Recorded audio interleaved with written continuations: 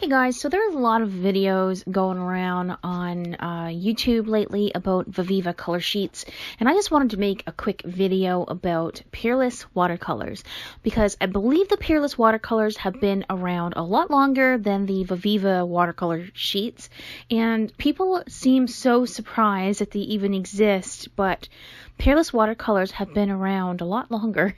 I'm pretty sure of it. I'm pretty sure. So I wanted to go ahead and make this video. As you can see here, they look a little bit different than the Viviva sheets.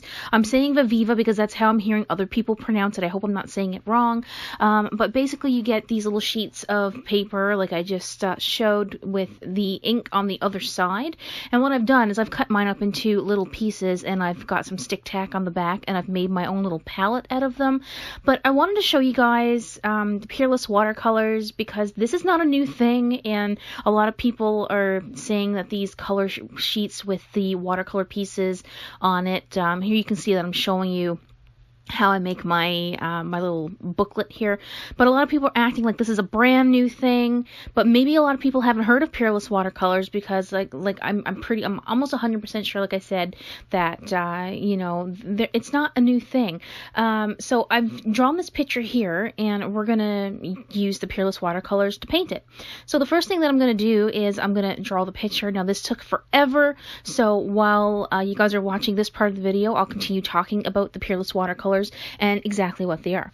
So I don't know a lot of information about the Viviva watercolor sheets. I know you can get them in booklets and they have like little pieces of I think somewhat similar to a transparency or like a wax paper between them, something similar to that effect, so that you can't get the colors intermixed, because once it's wet, if you close the book or if you put another piece on top of it, the color will rub off. So it's kind of like using a watercolor pan, you know, a pan palette type thing that you kind of have to let it dry again, and you use that little plastic piece that's in that book to color swatch, like to mix your colors with, because what happens is this pigment is, the Peerless Watercolors, the pigment is so compacted that you just need a little tiny bit to go a long way.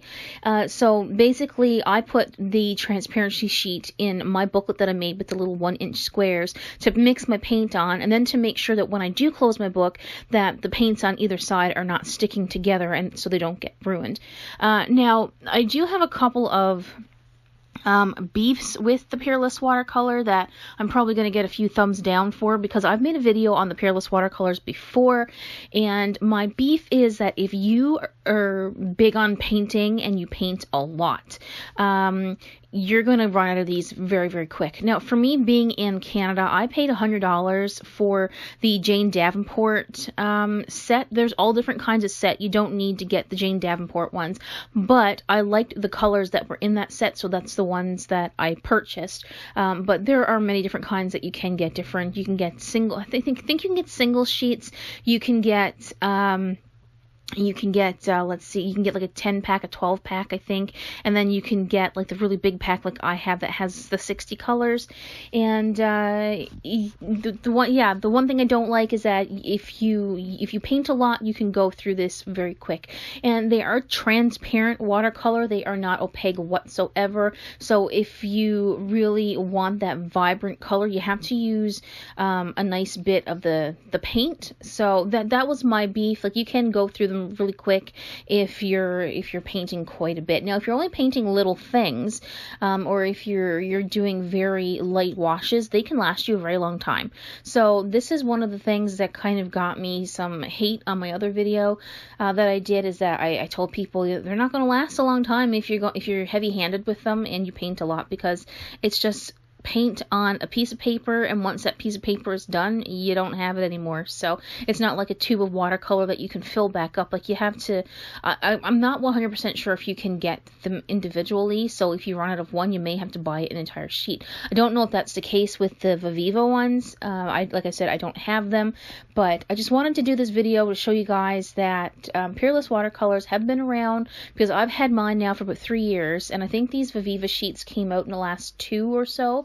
So it wasn't too long after that I got my Peerless watercolors that I've noticed the other ones coming about. But they seem to be very popular, and like I said, a lot of YouTubers are kind of, oh, I didn't know this existed, and this is strange, but yeah, I've had mine for quite a while, and I don't use them very often because I don't really like the transparent watercolors to that extent, I guess. I do like using watercolor, and I know most watercolor is transparent, but there's just something different about the Peerless. Now, what you need to understand is that the Peerless watercolors are more or less like ink. So once they go down and they dry, you don't move them around very much. They kind of remind me of Inktense blocks a little bit. And what the Peerless watercolors were used for way back when is to fix mistakes in pictures. So if you had a picture that got developed and it needed a bit of color, you can fix it.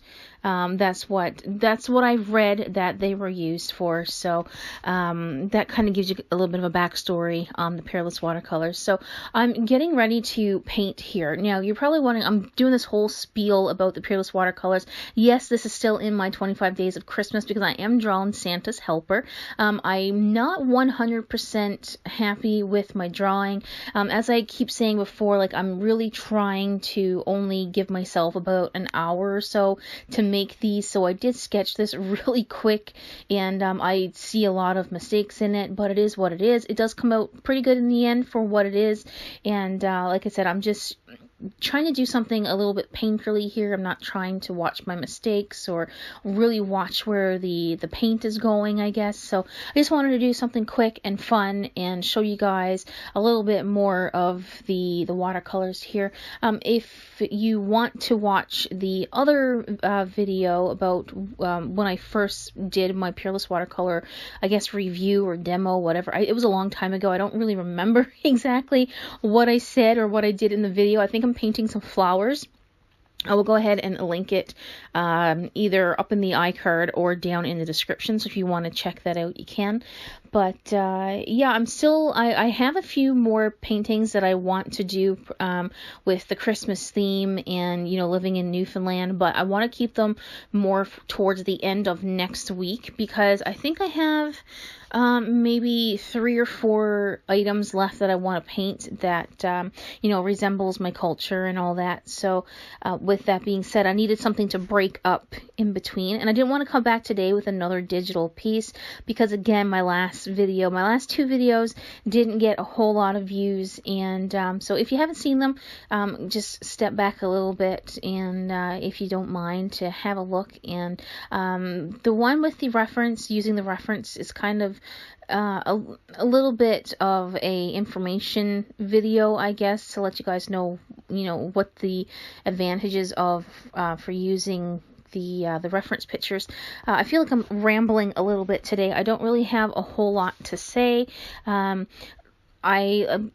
Pretty much for the rest of the video here, I'm just finished painting off this character here, and as you can see, I'm just picking a little bits of paint up off of the palette, I guess, that I've made, and it's very, like I said, the paint is very transparent. It's great for doing washes with. You can build color, and if you just want to go straight in, you can just pick the paint right off of the paint chip, and it's very dark, very vibrant.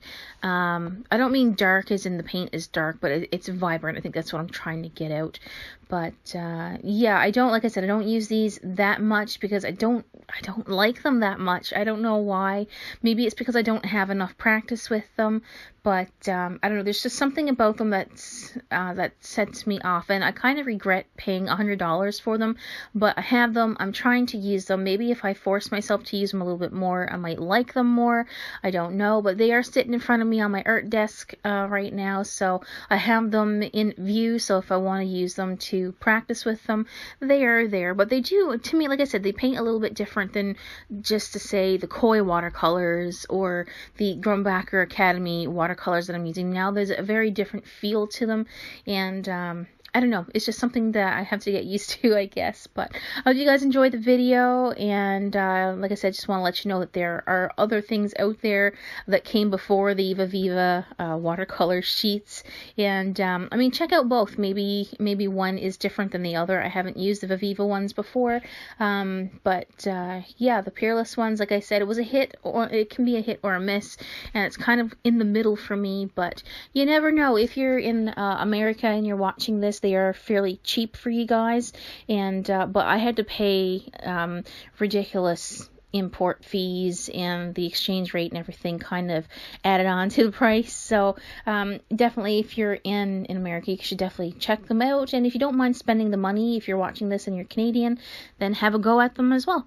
That's the end of the video here. I hope you enjoyed the piece, and I'll be back again tomorrow. Hope you guys are having a great weekend, and I'll see you in the next one.